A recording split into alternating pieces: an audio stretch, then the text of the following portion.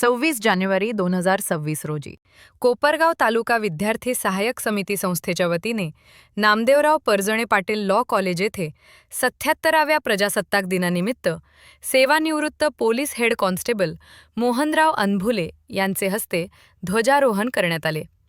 या प्रसंगी संस्थेतील सर्व कर्मचारी, विद्यार्थी व विद्यार्थिनी मोठ्या संख्येने उपस्थित होते।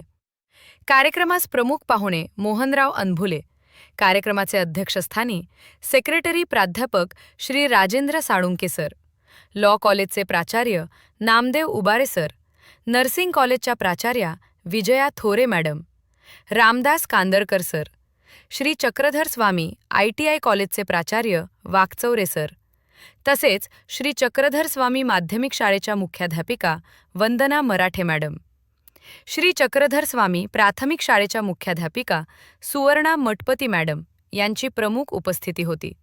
श्री चक्रधर स्वामी प्राथमिक व माध्यमिक शाळेच्या विद्यार्थ्यांनी देशभक्तीपर गीत व सांस्कृतिक कार्यक्रम सादर केले।